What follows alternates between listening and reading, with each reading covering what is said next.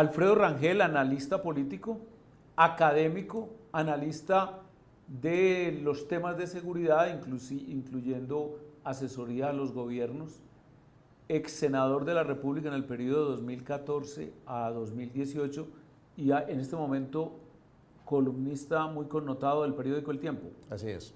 ¿Semanal o quincenal? Quincenalmente, sí, los viernes. Estamos en el programa Yo, José Obdulio, en el canal El Ventilador. Aspiramos a que ustedes se suscriban y que nos den un like al principio, viendo el programa, o al final. En este tercer programa al que he invitado a Alfredo Rangel, aprovechando su presencia en Medellín, quisiera que hiciéramos un repaso, muy sucinto, porque los temas son larguísimos, pero podríamos analizarlos horas y horas, de las obras y acciones, si es que hay obras y acciones, porque hay mucho discurso, sí, pero obras y acciones del presidente Petro. Entonces, quisiera comenzar diciendo que el presidente comenzó, y éramos cabalgando en una popularidad muy cercana al 60% más o menos. Nunca es que han llegado a una popularidad como la de Uribe del 70 al 80% y todos 2 periodos, pero de todas maneras comenzó con una popularidad alta y está en este momento siempre rondando 40, inclusive lo he visto llegar por ahí a 30 por debajo, con además una desaprobación del 60, del 61%. ¿Qué está pasando, Alfredo? Pues está pasando lo que augurábamos muchos, y es que el gobierno de Petro es un gobierno muy discursivo, absolutamente palabrero, que poca ejecución pública tiene. Se le ha ido la vida pues en meros anuncios, en generar peleas, hostilidades, en cazar conflictos con Raimundo y todo el mundo, y a la hora del hasta con el muro de Berlín. O sea, con la democracia en Europa. Feliz viernes. Y feliz viernes especialmente para Gustavo Petro, porque se va a su país, ya ha finalizado esa visita de Estado, pero se ha ido con 1 millón de euros del gobierno de España. Se va con los bolsillos llenos. Sánchez le ha concedido ese millón del que tú hablas para su llamado proceso de paz, tras humillar a sus anfitriones. Además, porque ayer hizo Moncloa, podríamos decir, que lo que no se atrevió a hacer ni en el Congreso ni en el Palacio Real, reafirmarse y acusar a España de llevar a América una sociedad de yugo feudal. Y aunque lo hizo ante el presidente del gobierno, Sánchez no respondió, permaneció en silencio y siguió agasajando a su homólogo colombiano. Para Federico, tal y como escribe en El Mundo, malo es que te humillen si las fuerzas no te dan para defenderte, peor es humillarte sin necesidad o aceptar que te humillen por una mezcla de racismo condescendiente y mala conciencia inducida. Les animo a que lean también el artículo que firma nuestra compañera Nuria Richard en Libertad Digital y que titula Así es Gustavo Petro, presidente de Colombia, terrorista con el alias comandante Aureliano y alarmista climático. Es un guerrillero terrorista del M-19. Entre los años 70 y 89 secuestró a más de 500 personas y se le atribuyen cientos de crímenes, de robos y de asesinatos de políticos y empresarios. Pero además de terrorista, Sara, podemos añadir que es un vago. Gustavo Petro cuenta Voz Populi que fue convocado a un desayuno privado con representantes de 16 grandes compañías españolas. Esto es habitual cuando se hacen viajes de Estado a otros países. Bueno, se tuvieron que adelantar sus 2 ministros para vender las oportunidades de inversión en el país, porque según ellos mismos reconocieron, el presidente no madruga. Entonces, terrorista y vago. Y Sumen, defensor de dictadores, busca apoyos para rehabilitar a Maduro. Una red de alianzas iliberal que se ha extendido por la región, dice El Mundo.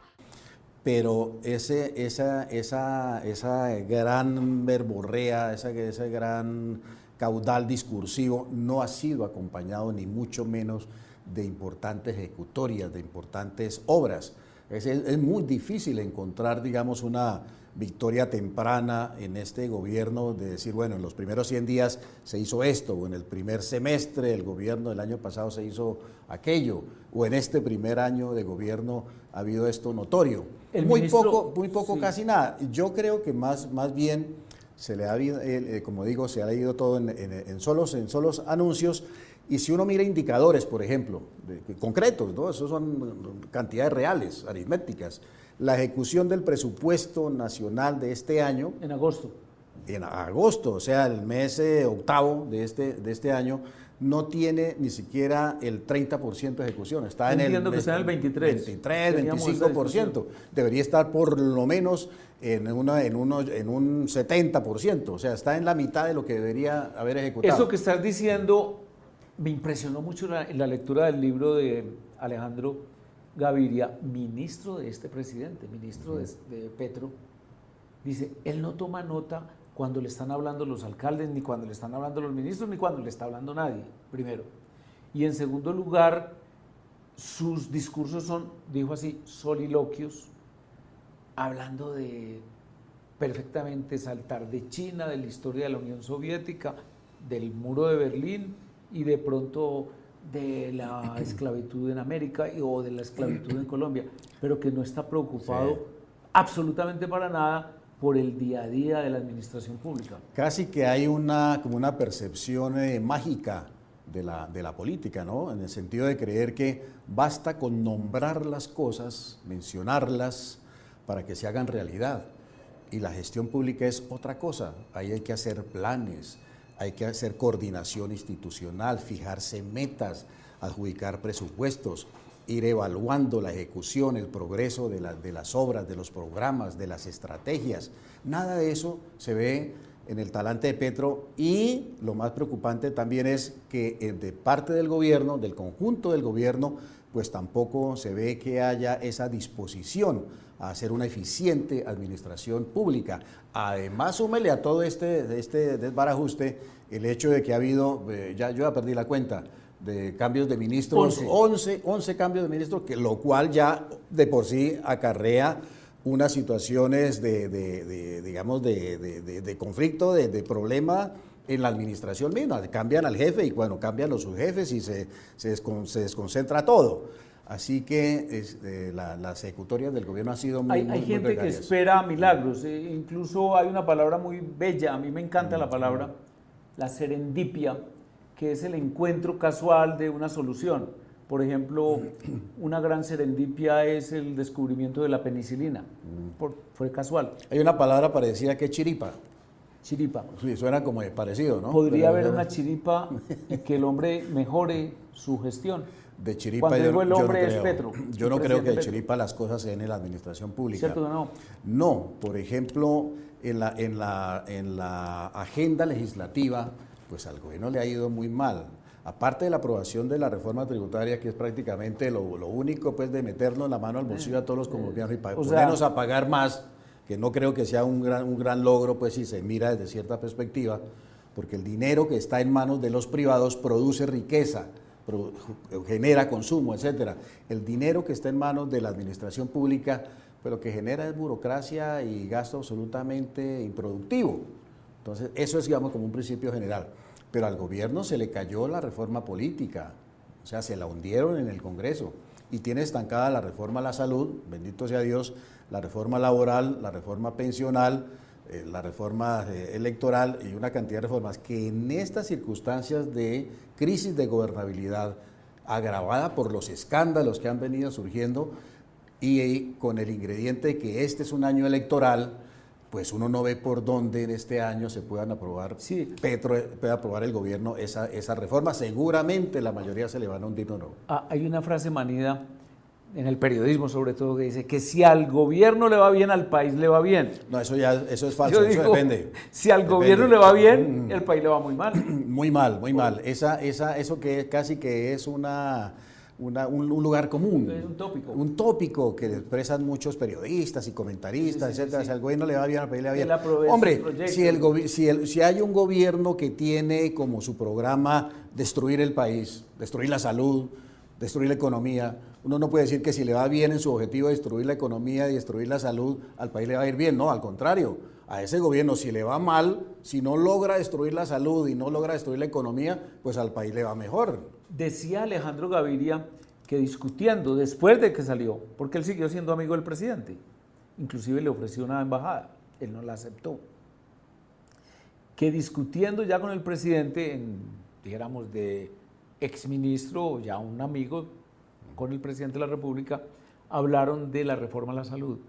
Y él le dio unos datos, recuerda que nosotros hablábamos mucho con ese ministro Sí, sí. en la comisión primera, Claro. porque él iba ya con una cosa que nosotros apoyamos, los dos, el tema de los precios de los medicamentos. Sí. ¿Te acuerdas de eso? Y entonces dice que el presidente terminó diciendo, ¿será que nos chichipateamos? No sé por qué la palabra, chichipateamos. Pero que al otro día está otra vez apoyando el proyecto, a pesar de que sabe que destruiría la salud. Sin ningún tipo de modificaciones.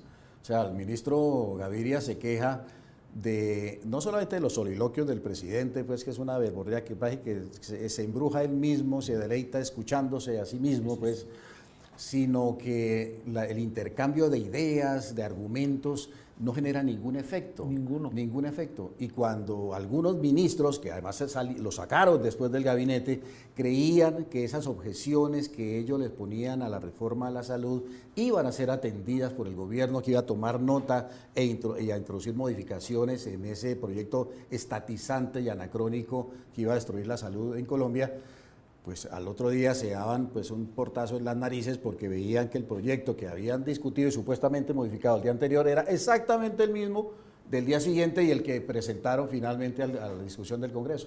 El marxismo, que yo declaro que yo fui marxista, inclusive profesor marxista.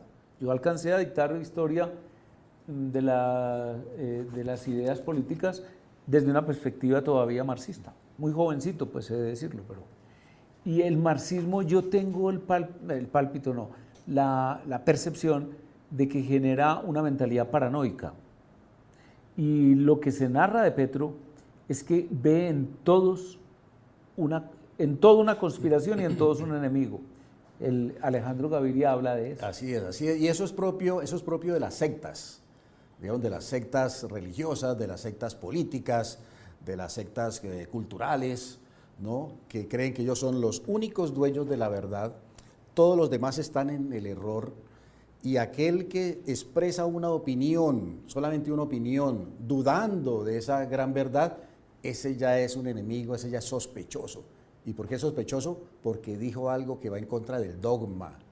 Entonces ese ya es alguien que hay que perseguir y que hay que en lo posible anular o exterminar o expulsar. Alfredo. Pero no se pueden tolerar dudas, no se pueden tolerar, digamos, disidencias, diferencias internas. Yo te iba a invitar, porque estoy aprovechando la presencia de Alfredo Rangel, gran analista político, académico, político también, dirigente político, fundador del Centro Democrático, compañero de Álvaro Uribe Vélez en la bancada del Senado de la República.